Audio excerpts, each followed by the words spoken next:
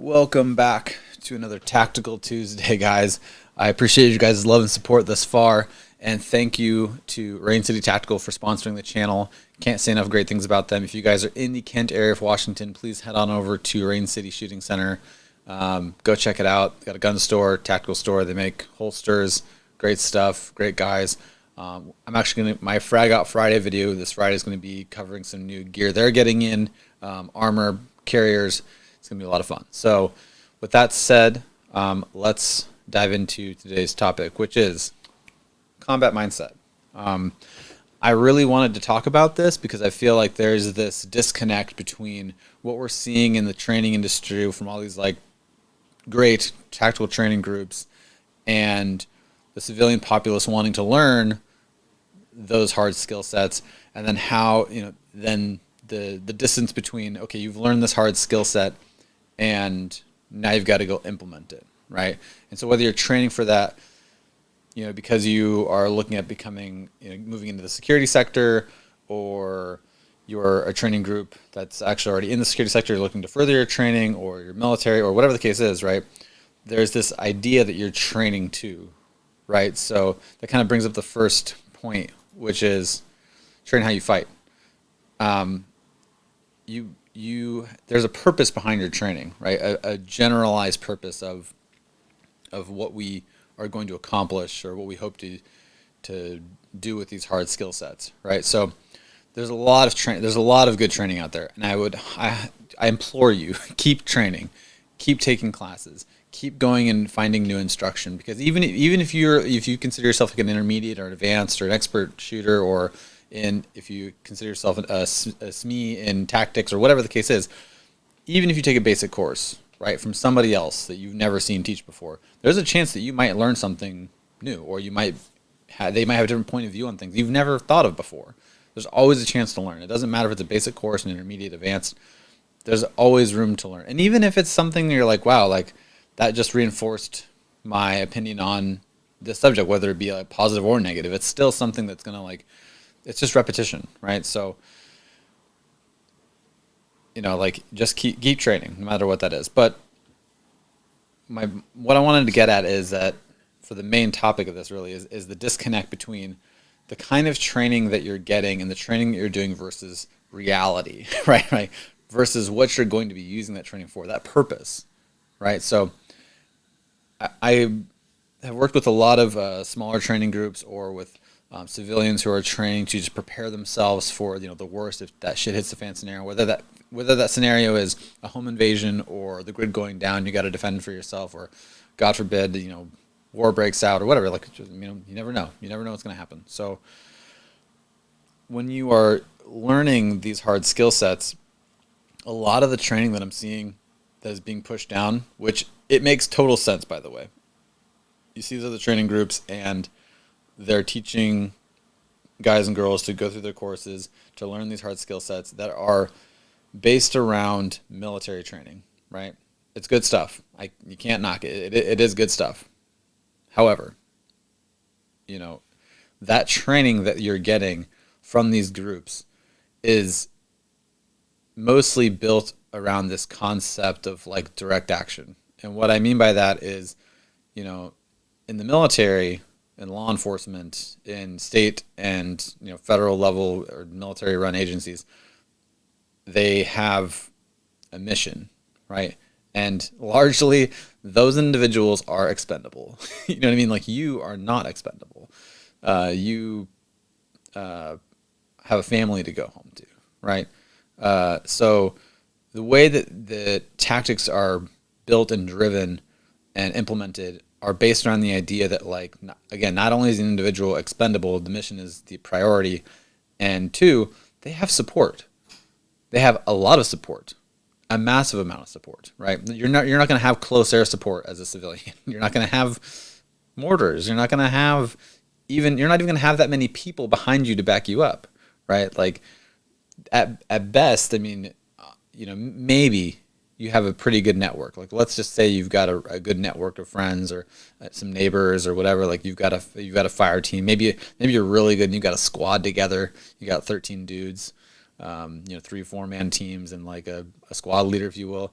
Like that's pushing it though, right? So like if shit is the fan, odds are you're not gonna have that many people. Like you might have 2 people, you and one other family member, like maybe you and a neighbor, and again, that's probably close to it. You know what I mean?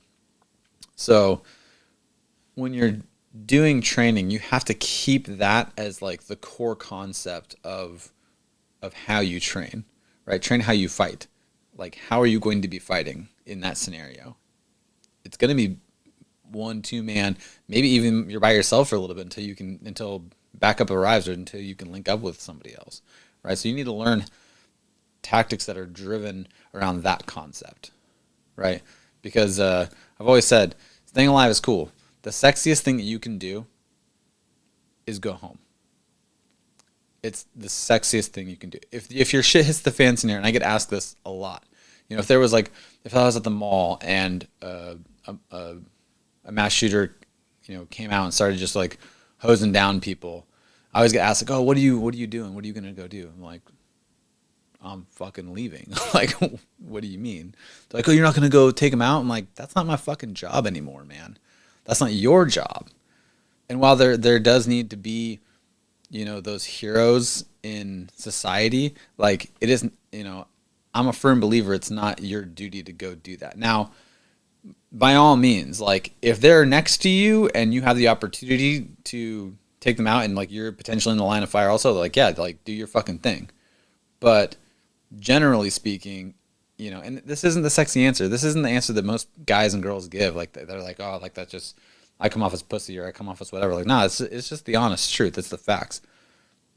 You just leave, right? And as I'm leaving, I'm getting as many people out that I can. I'm gonna help them leave. Like if I'm like getting out of Dodge and I can like pick up a kid on my way with a mom who's struggling to get all of her kids out. Yeah, like be that good Samaritan, but don't run towards gunfire.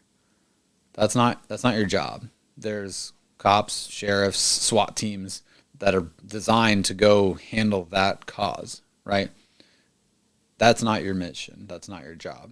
Your job is to go home to your family who relies on you, to partake in whatever role or dynamic inside your family that you play. That is your mission in life, right?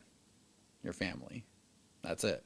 So, and I get a lot of weird looks like that. They're like, how could you just not go handle it? It's like, man, while it's terrible. And now if my back's to the wall and I have to go through that person, that mass shooter to get to exit, or like I said, if they're close, yeah, I'm engaging. If I have to engage, I'm going to engage. But generally speaking, I'm going to tell you what I tell everyone. The sexiest thing you can do is go home. So staying alive is cool. I've watched, I've had plenty of people die in my life. It's not a fun thing. It's not a fun thing to know. It's not a fun thing to do. It's, if you go seeking that out, to me, again, it's my personal opinion, it's almost a little selfish. I know that's like pushing some boundaries for some people mentally, but I mean, there isn't a reason for you to go engage that. There really isn't. I mean, don't go seeking out stuff. That's all I'm going to say. Moving on to the next portion of this mindset of this like shit hits the fan scenario, right? Like when you are taking these classes and you're learning, let's just say like MOUT, for example, or like CQB.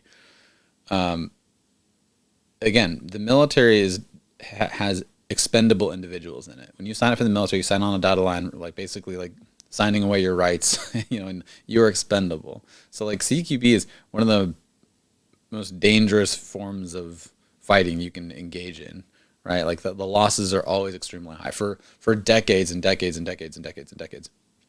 If we sent, for example, 10 guys into a building and the objective was to take the building and 2 came out and 80% lost, but the objective was 1, we took the building, that was considered a success. We lost 8 out of 10 dudes, but the objective was 1, so that's okay. Like you don't have that, and that's not a survivalist or preparedness mentality, right? And so again, that's why my classes that I'm going to be giving are built around that concept about if you have to do things, how would you do them? Mostly, it's going to be about teaching you how to decide how to manage that situation if you had to, but mostly learning when to stay away, right? So the last kind of portion is that we hear this a lot. Is like, especially in that realm, is survival of the fittest, right? But survival of the fittest is it's so many things, right? Fittest. What does fittest mean to you? Well, it should mean that you are taking care of yourself physically, right? Like, because if you can't carry some weight, especially you can't carry your own weight, just from that aspect, like if you can't get out there and carry your gear and stuff, you're dead weight.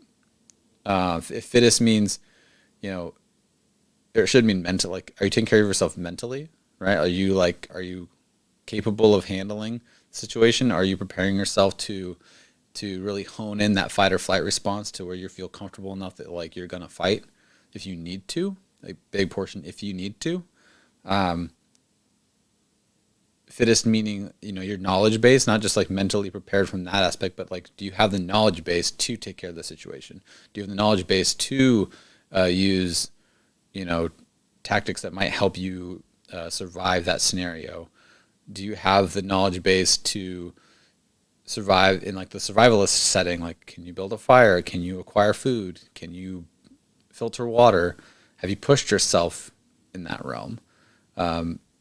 It's not just this one. It's like, it's a very blanket statement, but people don't really dive down into it and really try to learn on multiple levels. Because I see all the time, there's all these guys that are out there that have, tens of thousands, $100,000 in gear.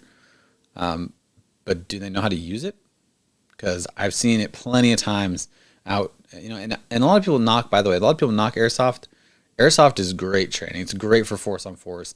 It's great for practicing actually like pulling the trigger and like engaging with other people. And it is a great resource. But it's funny because I'll see a lot of guys out there that like, they go through a lot of training and stuff, but then they get out there and they've just got all this money dumped into gear, but it's like they don't actually use it. Like I saw, a bunch of guys with like nods and stuff, but they had no way to engage with their nods. Like they didn't have a single IR laser on any of their guns out of like a group of like 8 dudes. And I'm like, it's all just this cool factor. And while it is cool and it is fun, if that's your thing, cool, whatever. But like, be out there and get the knowledge base that you need to help yourself manage those tough situations when they arise. That's the whole purpose of this. It's the whole purpose of training. It's the whole purpose of going out and learning new skills, is to hone them, get better at them, find ways to take that knowledge and wrap it around that purpose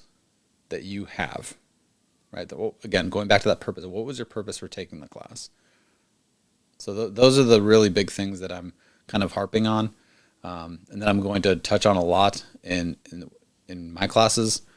So yeah, I just want to touch on these things. I hope you guys just take some of this with a grain of salt. Just go out there. Again, keep training. It doesn't matter who's running the training. I mean, it does matter a little bit, but I mean, like, go get good training. Go take it. Go learn. And then find ways to take that and wrap it around, again, that purpose. So, yeah. I will see you guys for Weapons Wednesday tomorrow.